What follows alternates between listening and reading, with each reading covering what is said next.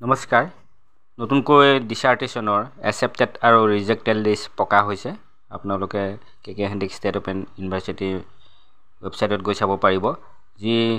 প্লাজিয়াৰিজম চেকৰ accepted আৰু rejected list প্ৰকাশ হৈছে দেখা গৈছে যে যথেষ্ট সংখ্যক ৰিজেক্টেড লিষ্টত নাম আছে চক এডুকেশ্যনত কিমান সংখ্যকৰ ইয়াত ডিসাৰ্টেশ্যন ৰিজেক্ট হৈছে দেখিছেনে আপোনালোকে এই ৰিজেক্ট হোৱা সকলে অহা বছৰহে আকৌ দিব পাৰিব অৰ্থাৎ এটা বছৰ তেওঁলোকে হেৰুৱাইছে 25তে এই 25ত আকৌ নটিফিকেশ্যন প্ৰকাশ হ'ব তেখেতসকলৰ কাৰণে তেওঁলোকে আকৌ পুনৰ ডিসাৰ্টেশ্যন দি পেলাই নতুনকৈ লিখি দিব পাৰিব আৰু যিসকলৰ একচেপ্ট হৈছে ইয়াৰ পিছত মই লিষ্টটো দিছোঁ আৰু তেওঁলোকেনো কি কৰিব লাগিব ভিভা ভইচত তেওঁলোকে কেনেকৈ কেতিয়া অৱতীৰ্ণ হ'ব পাৰিব সেই বিষয়েও জনাম কিন্তু তাৰ আগতে মই এটা কথা কৈছোঁ যে আপোনালোকৰ সহায়ৰ বাবে এই চেনেলৰ মই অতি শীঘ্ৰে এডুকেশ্যনৰ এখন ডিসাৰ্টেশ্যন দিম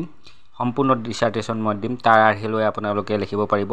অৱশ্যে সেইখন যে আপোনালোকে এই এক মই দিয়াখনকে আপোনালোকে যেদিন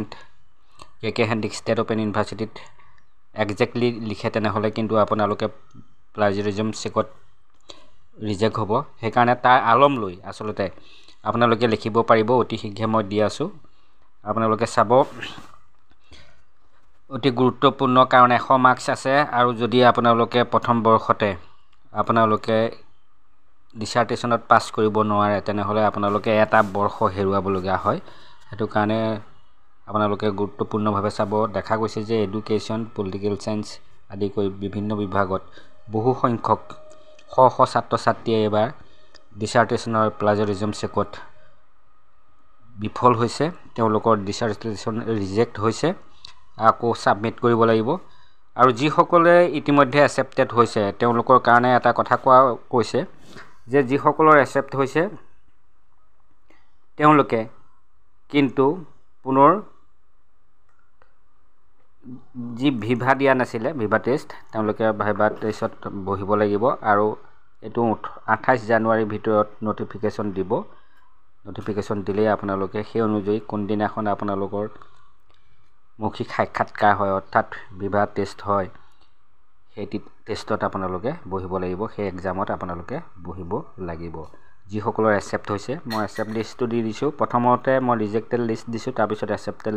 লিষ্ট দি দিছোঁ আপোনালোকে সম্পূৰ্ণ লিষ্ট দি দিছোঁ ইয়াতে আপোনালোকে চাব পাৰিব আৰু যিসকলৰ ৰিজেক্ট হ'ল মই কৈছোঁৱেই তেওঁলোকে পুনৰ দিব লাগিব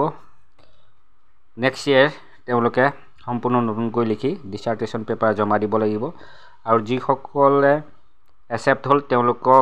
কাৰণে 28 জানুৱাৰীৰ ভিতৰত যিসকলে ভিভা টেষ্ট দিয়া নাছিলে তেওঁলোকৰ কাৰণে পুনৰ ভিভা টেষ্টৰ নটিফিকেশ্যন জাৰি কৰিব অতি গুৰুত্বপূৰ্ণ সেইটো কাৰণে মই কৈছোঁ যে ডিসাৰ্টেশ্যনৰ কাৰণে আপোনালোক ওৱান চেমৰো এতিয়াৰ পৰা সাজু হওক আৰু যিসকল বিফল হ'ল তেওঁলোকেও মই এখন ইয়াত আপলোড কৰিম অতি শীঘ্ৰে এডুকেশ্যনৰ এখন ডিসাৰ্টেশ্যন তাৰ আলমত কেনেকৈনো লিখিব লাগে তাৰ আলমত আপোনালোকে লিখিব পাৰিব আপোনালোকৰ সহায়কৈ এনেকুৱা ধৰণৰ গুৰুত্বপূৰ্ণ ইনফৰমেশ্যন তথা পৰীক্ষাত আহিব পৰা প্ৰশ্ন উত্তৰ চেমিনাৰ পেপাৰ ডিসাৰ্টেশ্যনৰ বাবে মোৰ এই চেনেলটো ছাবস্ক্ৰাইব কৰি ল'ব আৰু বহু সংখ্যক ডিসাৰ্টেশ্যন চেমিনাৰ পেপাৰ মাত্ৰ মই আৰু কিছু গুৰুত্বপূৰ্ণ প্ৰশ্ন উত্তৰ কেৱল মেম্বাৰশ্বিপৰ কাৰণেহে দিয়া হয় আপোনালোকে মেম্বাৰশ্বিপ লৈ ল'ব আজিলৈ আহোঁ ধন্যবাদ